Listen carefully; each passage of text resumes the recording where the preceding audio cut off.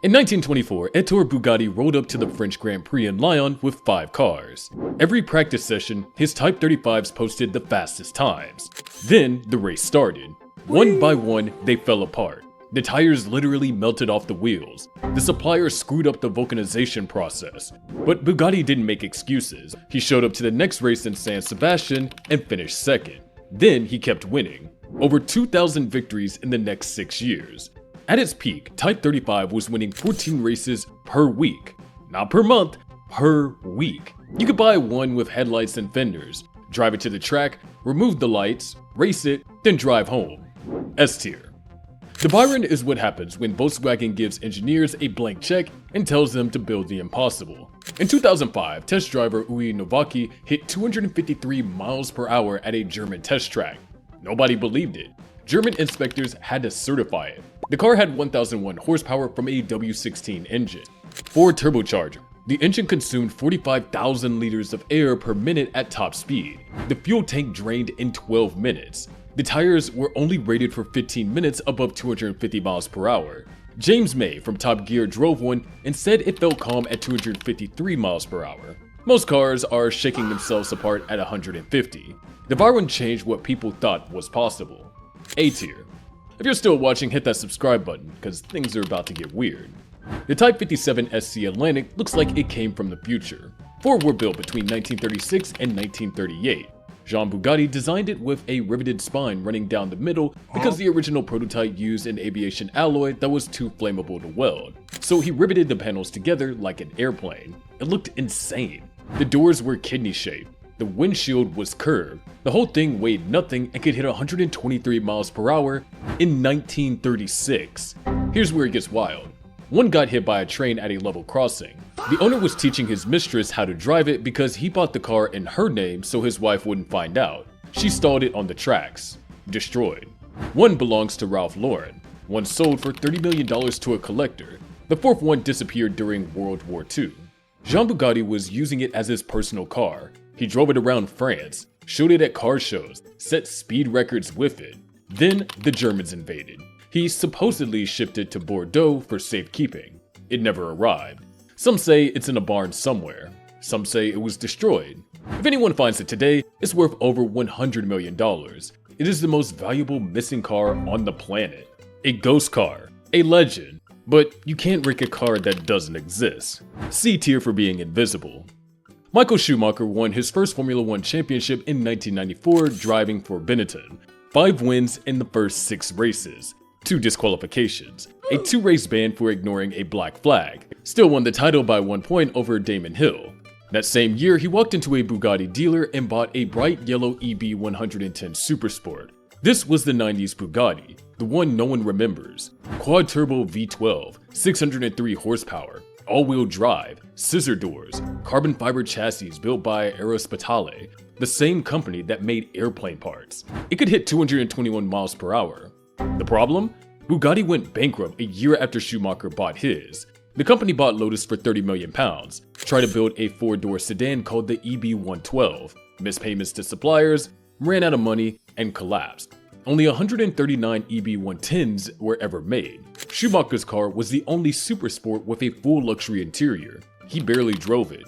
When it went up for sale years later, it had 2,875 miles on the clock. The car had aura, but the company didn't. B tier.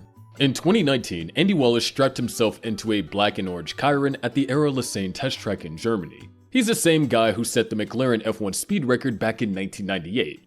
The goal was simple: break 300 miles per hour. Nobody had ever done it in a production car. The Chiron has been modified. 1,600 horsepower instead of the standard 1,500. Longer body for better aerodynamics. Reinforced everything. Wallace hit the gas. The Chiron went from 0 to 200 miles per hour in 13 seconds. At 296 miles per hour, the radar on the side of the track started glitching out. It flashed 312 miles per hour when the car was only doing 296. The radar couldn't handle it. Wallace kept his foot down. 304 miles per hour. The speed trace on the telemetry was still climbing. He ran out of track and had to brake. The telemetry system recording the data couldn't even keep up. After the run, Bugatti's president said that, "We're done chasing speed records. We're the first to hit 300. Our name goes in the history books forever." They built 30 customer versions and called it the Chiron Supersport 300 Plus. Every single one sold for 3.5 million euros before they were even finished.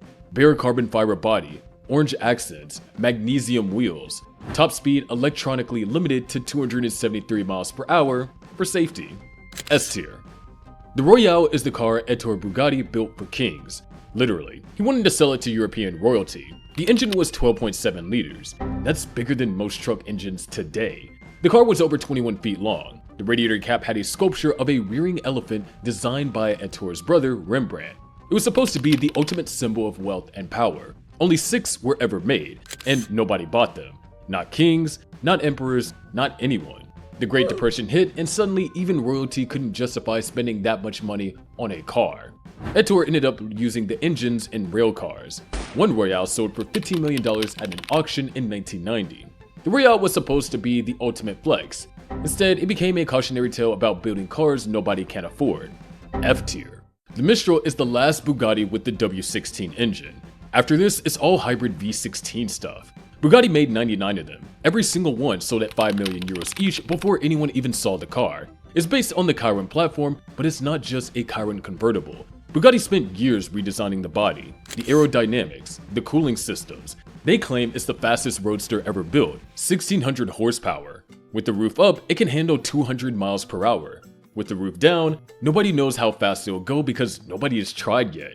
It's the goodbye tour for the engine that made Bugatti famous again. A tier. The Tourbillon is the future. No more W16. Bugatti teamed up with Cosworth and built a naturally aspirated V12 that revs to 9,000 RPM. No turbos, just a screaming V16.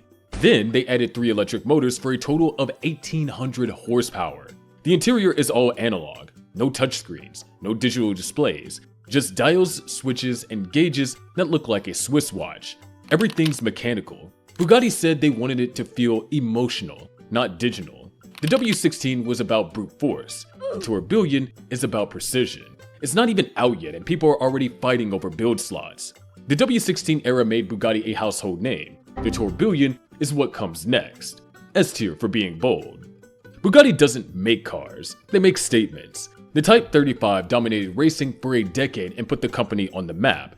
The Veyron broke physics and proved 250 miles was possible in a street car. The Chiron broke 300 miles per hour and then said, "We're done, nobody's beating this." These aren't just machines. They're proof that if you throw enough money, engineering, and stubbornness at a problem, you can do the impossible, and then sell it for millions to people who want to own a piece of history. If you made it this far, drop a like and subscribe. You just watched a breakdown of 100 years of automotive insanity. See you next time.